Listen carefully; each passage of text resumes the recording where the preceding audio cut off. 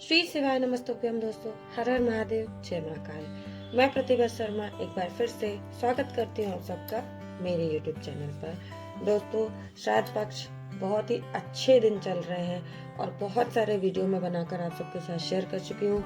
इतने छोटे छोटे से उपाय हैं, अगर आपसे कुछ भी ना बने, आप ब्राह्मण को भोजन नहीं करा सकते, आप गाय को नहीं खिला सकते हैं, आप कोई भी बड़ा कार्य करने में अगर सक्षम नहीं है, तो आपके लिए बहुत छोटे छोटे से उपाय जो है पूज्य गुरु जी ने अपनी कथाओं में बताए हैं और वीडियो के माध्यम से मैं उन्हीं सबसे सटीक सबसे आसान उपायों को आपके लिए लेकर आती हूँ। तो इस वीडियो में आप देख सकते हैं कि हम क्या करने वाले हैं। कितना छोटा सा उपाय जो है वो आपको सिर्फ और सिर्फ हरी दुर्वा से करना है। हरी दुर्वा, एक चावल का दाना, एक बेलपत्र, एक सफेद फूल और एक समी पत्र, मतलब इतनी ही चीजें आपको लेनी है। सिर्फ इसकी जो क्वांटिटी है वो नंबर ऑफ है 1। सिर्फ एक दूर्वा आपने लेनी है।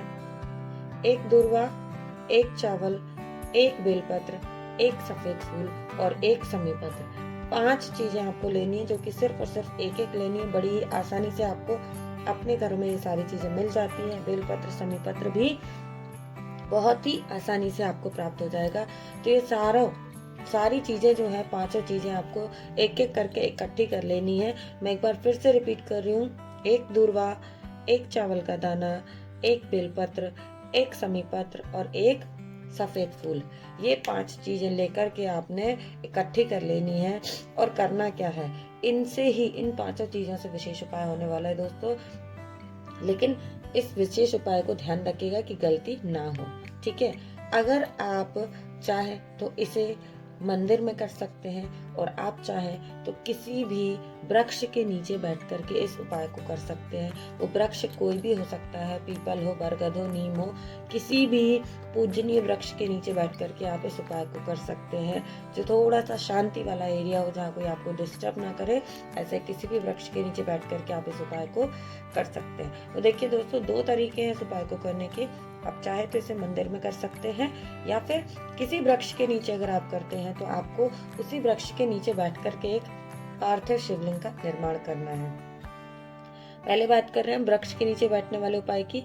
तो वृक्ष के नीचे जब आप बैठकर इस उपाय को करते हैं तो आपने पार्थिव शिवलिंग का निर्माण करना है उसी वृक्ष के नीचे बैठ करके। और वृक्ष के नीचे बैठने के बाद जो आपने 5 चीजें इकट्ठी की हैं वो आपको एक एक करके उनको चढ़ाना शुरू कर देना है। तो सबसे पहले क्या चढ़ाना है, सबसे पहले आपको महादेव को दूर्वा समर्पित करनी है।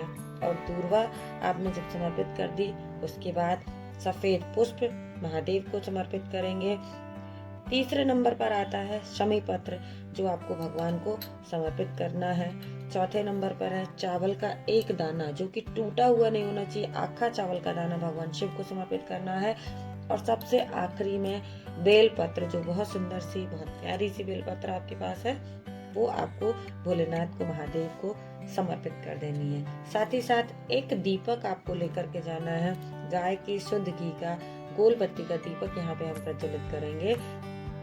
तो उस दीपक को लेकर के जाना है आपको और भगवान की पूजा करनी है। आरती, पूजा, सभी चीजें ध्यान करने के बाद में भगवान का पूरा आपने जब पूजन कर लिया, दीपक जला लिया, तो आप अगर पेड़ के नीचे कर रहे हैं, है ना, क्योंकि हम बात कर रहे हैं पहले तरीके की, कि जब आप पेड़ के नीचे, किसी पूजनीय वृक्ष के नीचे इस उपाय को कर रहे हैं, तो आपने कुछ देर वहाँ पे इंतजार करना है। भगवान से ध्यान पूजन करते हुए अपनी इच्छा महादेव से कहनी है, अपनी कामना महादेव के समक्ष रखनी है और आपको इंतजार करना है दीपक के ठंडे होने का। जब तक आपका दीपक जलता है तब तक आप वहां से उठेंगे नहीं। दीपक आपका ठंडा हो जाता है, उसके बाद जो एक बेलपत्र हमने महादेव के शिवलिंग पर समर्पित किए दोस्तों, सिर्फ उस एक बेलपत्र को आपको ले लेना है। बाकी सारी चीजें, पार्थिव शिवलिंग और उस पे चढ़ाई हुई सारी चीजें आपने ले जा करके जो है वो प्रवाहित कर देनी है, उनको विसर्जित कर देना है।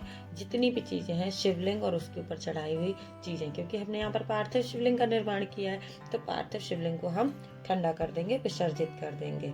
और जो एक बेलपत्र है, सिर्फ उस एक बेलपत्र को आपको लेकर के आ जाना है अपने घर। अपनी मनोकामना के साथ में अपने ईश्वर से प्रार्थना करनी है कि हे महादेव, जो भी हमारी इच्छा मनोकामना है, जो हमारे काम नहीं हो रहे हैं, वो पूरे हो जाए। तो ये आपको उपाय करना ही करना है। और ये विशेष उपाय जो है आप किसी भी शुक्रवार की तिथि के दिन कर सकते हैं। बहुत अच्छी तिथि होती है शुक्रवार के दिन, और 10वीं तिथि पे आप इस उपाय को जरूर से करें दोस्तों, ठीक है। बट लेकिन अगर आपके आसपास आप वृक्ष के नीचे बैठ करके इस उपाय को नहीं कर रहे हैं, आपने मंदिर में इस उपाय को किया है। जी हाँ दोस्तों, जो लोग इस उपाय को मंदिर में कर रहे हैं, तो मंदिर में भी आप इस उपाय को कर रहे हैं तो कर सकते हैं बहुत आसानी से। बस आपने दीपक के बुझने का इंतजार नहीं करना, दीपक के ठंडे होने का इंतजार नहीं करना, क्योंकि आपको शिवलिंग विसर्जित नहीं करना है इस स्थान पर। शिवलिंग वहीं रहेगा, जो आपने पूजन सामग्री चढ़ाई है वो भी वहीं रहेगी। दीप जलाने के बाद भगवान की आरती, पूजन, अभिषेक सब कुछ करने के बाद अपनी इच्छा मनोकामना महादेव के समक्ष रखें, और अंत में एक जो बेलपत्र है बस उसको लेकर के आपको अपने घर आ जाना है, और भगवान से ऐसी कामना करनी है कि हे ईश्वर, जो मेरे काम अटक रहे हैं, जो मेरी परेशानियां हैं, उन सबको आप दूर कीजिए, मेरी मनोकामना पूर्ण कीजिए।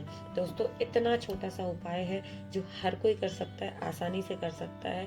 और अगर इस 10वीं तिथि शुक्रवार के दिन आपने इस उपाय को कर लिया तो यकीन मानिए कि आपकी जो समस्या है यह बहुत जल्दी खत्म हो जाएगी। महादेव आप पर कृपा करेंगे और आपकी इच्छा मनोकामना जो है वो पूर्ण करेंगे।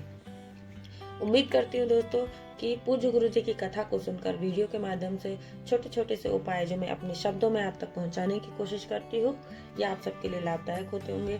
वीडियो अच्छा लगे तो लाइक करें, ज्यादा से ज्यादा लोगों तक शेयर कीजिए, कमेंट में महादेव का एक नाम जरूर लिखें, और अगर नए हैं मेरे चैनल पर, अभी तक चैनल को सब्सक्राइब नहीं किया है तो बेल आइकन को प्रेस करना बिल्कुल भी ना भूलें, ताकि आने वाले नए सभी वीडियो का नोटिफिकेशन आपको समय से मिलता रहे दोस्तों, और कुछ भी आपसे मिस ना हो। ऐसी ही महत्वपूर्ण जानकारियाँ देखने और सुनने के लिए मेरे साथ बने रहें। मिलेंगे फिर से नए वीडियो में। श्री शिवाय नमस्तुभ्यं। हर हर महादेव। जय महाकाल। जय पितृदेव।